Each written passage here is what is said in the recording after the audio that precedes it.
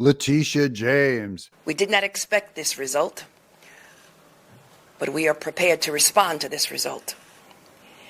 And my office has been preparing for several months because we've been here before. We faced this challenge before, and we used the rule of law to fight back. And we are prepared to fight back once again. Because as the Attorney General of this great state, it is my job to protect and defend the rights of New Yorkers and the rule of law. And I will not shrink from that responsibility. You know, I think when she said to use the rule of law, she misspoke. She meant to say, when I abuse the law against Trump. And the thing is, and you know who else thinks that, by the way, or seems to think that she abused the law against Donald Trump?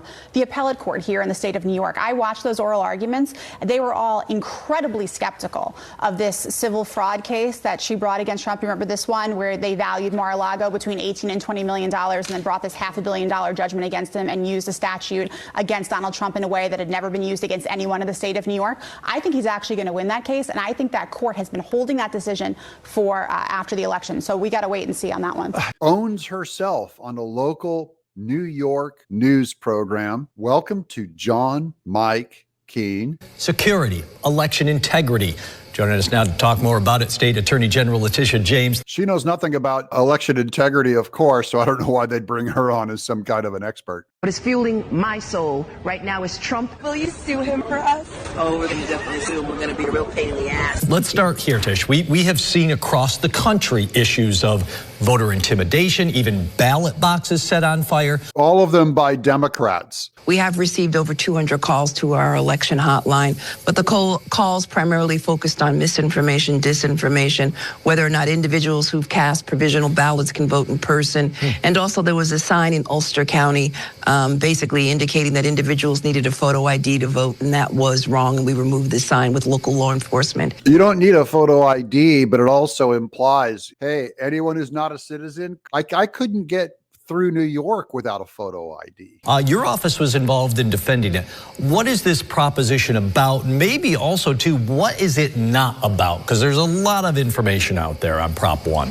Yeah, please, please, please turn over your ballot and vote for Prop 1.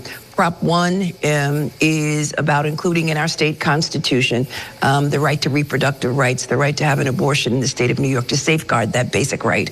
And the reason why that is that even though New York is a blue state, there's the possibility exists that in the future that we might have an administration that is hostile to reproductive rights. She fears how people will vote in the future, that they might vote an administration in that will oppose abortion. And so she wants to protect it in spite of how people will vote in the future. This is an anti-democracy claim of hers. New York already wipes out about 50% of their minority babies. Oh, there's so much at stake right now, and I'm glad you asked that question. Our basic freedom, our basic liberties, and our democracy is at stake. And so individuals should exercise these foundational principles to our democracy. And it's really critically important that individuals know that we do not bow down to dictators or autocrats. You guys act like dictators to Donald Trump, trying to remove by force Trump Tower you were aiming for, dictator. That the rule of law is abiding, and it's really critically important that we protect precious rights that it should apply to all of us, and that we not be separated or divided by hate. I look forward to going into the office of Attorney General every day, suing him, and then going home.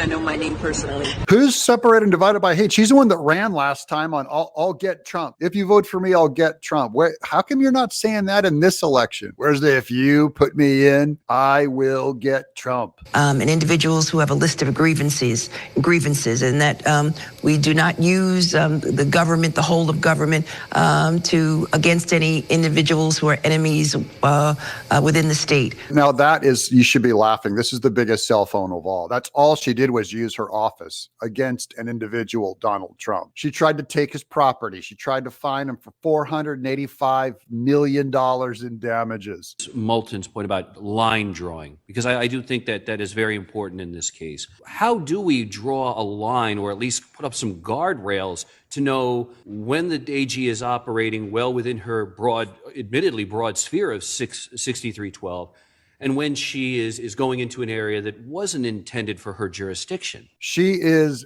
the queen of using the state against an individual. How dare she? That individuals have the right to dissent and to disagree with individuals without basically espousing hate or violence in the state of New York or anywhere in this country. No fireman threatened hate or violence. Oh, come on, we're in a house of God.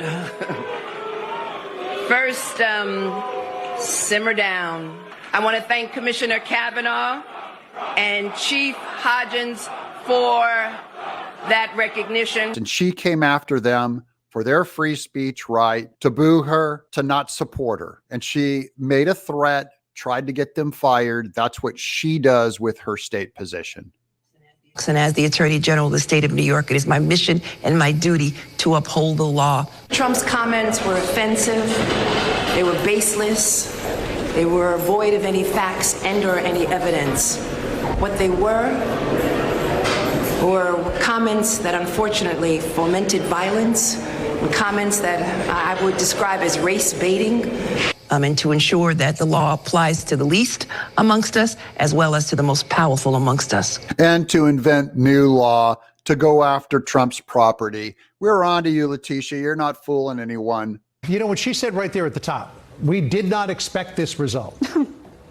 So, well, what did they expect? Well, that's the arrogance. Every time that they threw the book at Trump, it made him stronger. And it just galvanized his supporters to say, this is unfair, what they're doing.